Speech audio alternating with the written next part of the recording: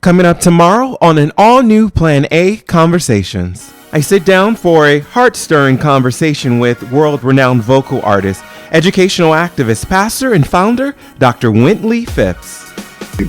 Because ever since I was 16, when I gave my life to God, I made a commitment that I was only for the rest of my life going to do music to His honor, to His glory, that would inspire and motivate, encourage people. You really have to have the character that is ready to take advantage of those moments when they come, those what I call moments of destiny. About 40 years ago, I was singing in Baltimore, Maryland. I came down off the platform. I felt a tap on my shoulder. The young lady said, "Excuse me, sir, I just heard you sing, and I feel like I can talk to you. Do you have time to talk to me?" I said, "Sure." So she came by our home, and we talked and prayed. And after praying with her, I said, before you go, God has impressed me to tell you He's going to bless you and give you an opportunity to speak to millions of people. She said, "You think God would do that for me?" And it was Oprah Winfrey. Plan A Conversations is available wherever you listen to your podcasts. So now let's get into some of the nuances of the docuseries. What surprised you the most about producing this and hosting this incredible series? The vulnerability, the transparency. If you ask them for an opportunity to be courageous, then you about to have to fight. If you ask them for an opportunity to be loyal, then you're gonna have to turn something down. Yeah. And you start when you don't want to go home and be with someone. Oh, that's the problem. That's a sign, right? When you're afraid to be in a room with someone. Like there were moments where I feared going home. The position that I'm in is worthless, and I'm waiting for someone to come and save me. No one is coming to save you. I was born in a refugee camp. So the story behind that is when my mom was pregnant with me, she must have been about 1 month pregnant with me. She was living in Vietnam. She had two young daughters who were my older sisters, and she was just in a very, bad situation. And so she made the decision to flee the country. And with this one, the only thing I know is that I'm a change agent, and I'm here to kind of F up the birthing world. And trust me, it's not a generic hope. It's exactly my missions. And luckily I'm not the only crazy guy. I found myself at the end of the third marriage, and I was like, what the fuck? And I just was sitting there like, I thought we were smarter than this. Or I finally get to understand the full weight of what it means to be racist and the full weight of systemic racism. And then you sit and then you start to look back to see, well, what have I been given that I didn't earn? And a lot of these memes are going by, and we're saying, and I'm seeing these, I just want to live. That's not what you want. That's not even the intention or the energy you want to put out into the world. You don't want to live, as the Reverend Sydney Avon Esquire says. She says, you want to thrive and live more abundantly. No matter where you live across the globe, if you stopped 5 strangers and asked them, who is Susan Miller? At least 1 or 2 people at minimum would know of her. She's the founder of Astrology Zone that brings in more than 11 million unique readers, and the go-to astrologist for celebrities, magazines, and all the big name companies. But there's so much more to Susan.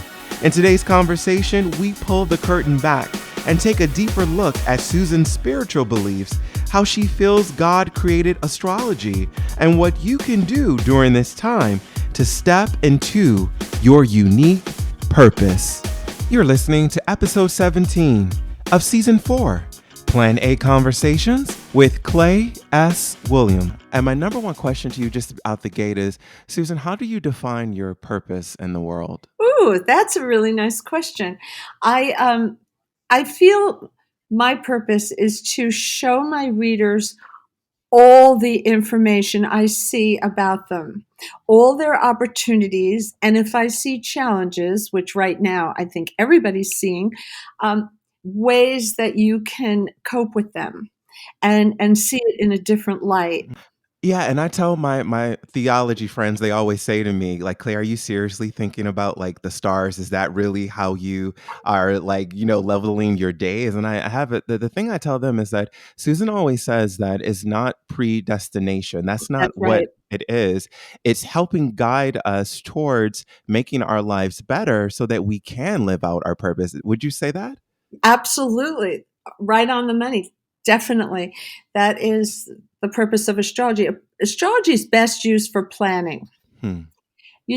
Clay, I did not see a pandemic coming. Mm. Um, I didn't know actually that Pluto rules viruses and bacteria. Mm. I have a book it's almost like a dictionary, and you look up the word and it tells you what planets rule it. But there's a saying in astrology that the 95-year-old lady will not uh, be chosen to be the star of Swan Lake. Mm. You have to work within certain parameters of reality. And Jupiter Pluto, when they're together, and they're together every 13 years, is very good for big money deals. Mm. So I thought, whoa, this is going to be a really big year. But it's almost like a hot air balloon. Like it inflates things so much that when I was in Dallas and different cities giving speeches, I said, 2021 can't match the big deals that are going to happen this year. Mm. Now, a lot of people did very well in January, February, and beginning of March. And I said, that is the juicy time of the year. That's the best time of the year. And I never expected the big money deals to be coming from the government. This process is really teaching us how to reconnect in different ways. And Susan, one thing that really comes across on your social media, and again, if you're really paying attention, you can really see that, is you are a very religious and spiritual person. How has astrology informed your faith? I feel God created astrology because the planets, when you start studying it, um, you see that you're regularly tested and you're regularly rewarded.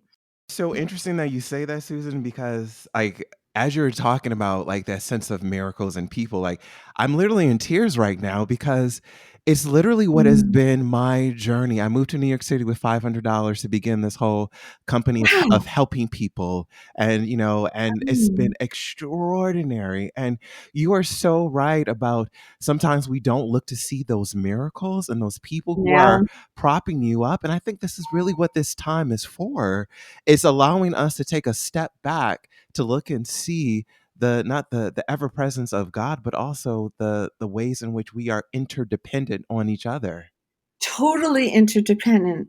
And we're seeing that with the heroes in the hospitals, but also in the grocery stores and the post office and the UPS man and FedEx. And it's, we didn't shut down society. The essential people are still there. One thing that I really was very curious about you, since you've had such this very fascinating, this very blessed and also difficult life at times, what has astrology taught you most about yourself, your work in astrology? Well, my mother had told me, you're going to write when you grow up. Hmm. I have Gemini rising. And I said, Mommy, nobody writes in our family. She said, I know, but you're going to write and I'm going to work on your grammar. I was 9 years old when she told me this. And she also told me that I have Aquarius on the midheaven and that some newly invented form of communication, so new we don't know the name of it yet. Remember, this is a long time ago before Yeah. it will change the way you work, and it'll happen when you're in your late 30s. And it will change the way you work and be, this is her exact words, the channel in which you make your ultimate contribution to the world. And Chills. I'm like, whoa, Wow. whoa. How can you look at a piece of paper and tell me that? Listeners, you've heard it here. I hope this has been such an impactful and enlightening conversation. Again, you can learn more about me by visiting clayswilliams.com. And I'm on all of your favorite social media by the handle of @PlanA with Clay. And remember that Clay is with a K. Thanks for listening. I look forward to seeing you in the next episode.